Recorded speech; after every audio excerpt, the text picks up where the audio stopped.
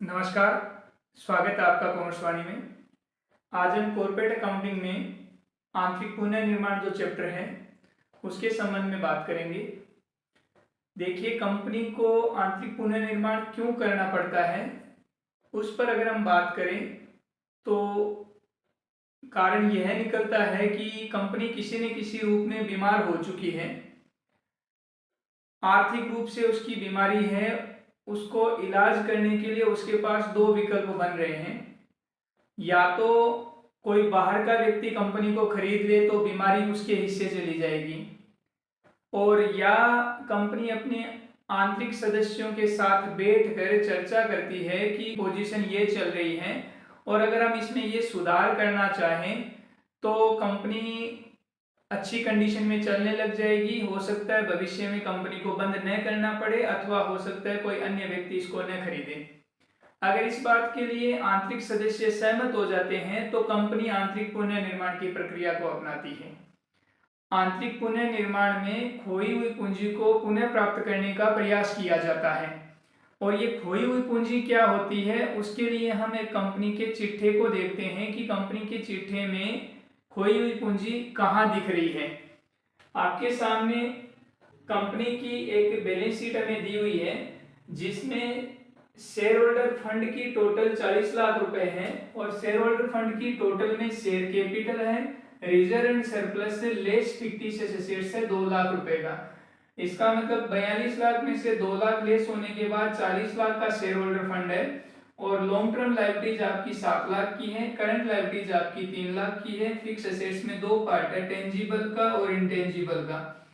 Tangible 35 lakh है, intangible 5 lakh का है। इन्वेस्टमेंट आपका लॉन्ग टर्म और शॉर्ट टर्म 2 लाख 1 लाख का है, और करंट एसेट्स आपकी 7 लाख है। इस तरीके से टोटल 50 लाख रुपए का चिट्ठा ये वाला लायबिलिटीज पार्ट में बनता है और एसेट्स पार्ट में भी 50 लाख रुपए का बनता है। अगर हम सीधे तौर पर इस चिट्ठे को देखें तो हमें किसी भी प्रकार की कोई दिक्कत नहीं लग रही है, क्योंकि नियमानुसार जो चिट्ठा होना चाहिए उस कंडीशन में है। चिट्ठा 50 लाख रुपए की लायबिलिटीज बता रहा है तो 50 लाख रुपए की एसेट्स भी तो बता रहे हैं। इसका मतलब चिट्ठे में कहीं पे भी कोई प्रॉब्लम नहीं दिख रही है। लेकिन हम जिस उद्देश्य से चैप्टर को पढ़ रहे हैं उस उद्देश्य से इस पे रिसर्च करते हैं तो पता चलता है कि रिजर्व एंड सरप्लस जो आपका पार्ट है उस रिजर्व एंड सरप्लस में माइनस के 2 लाख रुपए चल रहे हैं। इसका मतलब ये है कि ये कंपनी लाभ नहीं कमा रही है, इस वजह से इसका रिजर्व एंड सरप्लस पार्ट है उसमें माइनस का बैलेंस जा रहा है। लाभ न कमाने से या तो उसको हानियां हो रही है बहुत ज्यादा संख्या में, तब माइनस में होगा, या उसके पास लाभ तो है लेकिन उसके पास जो खर्चे जिनको हम फिक्टिशियस एसेट्स के रूप में मानते हैं राइट ऑफ की जाने वाली, वो संख्या में ज्यादा है। तो इन दो कारणों में से हम ये मान के चलते हैं कि ये जो रिजर्व सरप्लस दिया हुआ है नेट वाला वो इस तरीके से दिया हुआ है कि 3 लाख रुपए का हमारे पास रिजर्व है। इसका मतलब कंपनी लाभ तो कमा रही है लेकिन पर्याप्त संख्या में उसके लाभ नहीं जा रहे हैं, हर बार डिक्लाइनिंग लाभ हो रहे हैं, गिरते हुए लाभ हो रहे हैं। तो उसमें से लेस कर दिया उसने फिक्टिशियस एसेट से, तो उसकी फिक्टिशियस एसेट्स 5 लाख की है। इसी से पता चलता है कि लाभ उसके गिरते हुए आ रहे हैं, क्योंकि अगर लाभ बढ़ते हुए होते तो इनको राइट ऑफ कर चुकी होती कंपनी और ये वाला हिस्सा कम हो चुका होता। फिक्टिशियस एसेट्स में लेस करने के बाद रिजर्व एंड सरप्लस 2 लाख रुपए की माइनस की पोजीशन में जा रहा है, तो माइनस की पोजीशन जाने से आपकी कैपिटल कम हुई कि ज्यादा हुई है? कैपिटल कम हुई ना, तो ये कैपिटल आपके व्यापार में गुम हो गई ना, खो गई ना। दिखने में तो आपका 42 लाख रुपए आना चाहिए था ना यहाँ पर, लेकिन 2 लाख रुपए ये माइनस में गया, तो उसके बाद आपका कितना हुआ? 40 लाख। अगर आप ये वाली पोजीशन पहले ही राइट ऑफ कर चुके होते, लाभ होते तो फिर आपकी बैलेंस शीट में इस पार्ट की टोटल 45 लाख रुपए होती ना। तो कहने का मतलब ये है कि आपकी बैलेंस शीट यहाँ वास्तव में 55 लाख रुपए की है, जबकि नॉर्मल कंडीशन में हम देख रहे थे इसको 50 लाख की। 5 लाख रुपए तो यहाँ खो गए। दूसरा, आपके व्यापार में अगर लाभ अपर्याप्त है तो इंटेंजिबल एसेट्स भी इकट्ठी रह जाएगी, वो भी राइट ऑफ नहीं हो पाएगी। और इंटेंजिबल एसेट्स का भी रूल होता है कि एक निश्चित समय में इनको हम लाभों से राइट ऑफ करते जाएंगे।